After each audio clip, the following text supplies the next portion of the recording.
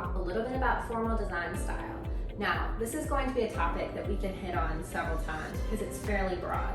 There are going to be a couple of elements on this table that I'm going to tell you about today that are going to help you on your way to incorporating formal style into your home. In my mind, formal design is actually everywhere. Formal design is really just the use of classic elements in interior design. And those classic elements are the ones that have been called upon for ages and ages in order to create architecture and interior design. One of the number one items that I like to talk to clients about whenever I am looking at formal style is going to be blue and white pottery. Blue and white pottery is just classic. It has been around since the early times of the Silk Road and even beyond that. Right here is a blue and white ginger jar. It's one of my favorite items in my home.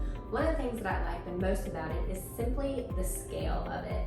It is large enough that I can take this top off, store it in a safe place, and I can fill the basin here with some water, and I can put some fairly large branches in here. I mean, big boys. A couple of tips to look for the right blue and white. Don't buy blue and white that the pottery or the underlayer itself is too white. It'll look fake. What you're looking for is a somewhat gray-green undertone. Also look to see if you can find some rust or staining spots. All of these elements are things that you will see in traditional, authentic blue and white pottery that mid-range blue and white pottery will have on it, and that will give you that look that you're looking for. Another element that I like to incorporate a good bit into formal style is antique books. These can be picked up just about anywhere. Go to your local thrift store, go to estate sales, and you can normally find them.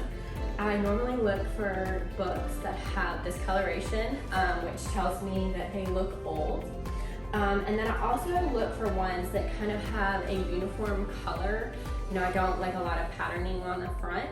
And then I don't like a ton of damage, but also I have a certain palette within my home. And so the books that I look for go along with that palette. So my palette tends to be grays and blues and greens. And so I'll typically look for books that meet that palette.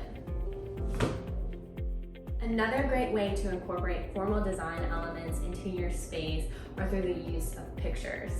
Specifically, pictures that are matted in a large format mat. There's just something about a large mat that makes a picture look more formal to me.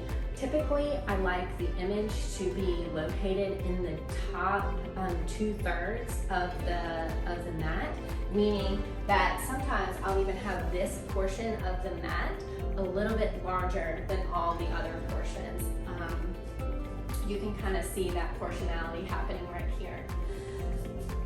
Having that large mat also allows you to buy a smaller image, which means that you can make an investment in possibly a local artist or an artist that you love, buy a smaller piece of their art, but at the end of the day, you can have that piece of art look bigger than it really is and take up more wall space. Who doesn't want that?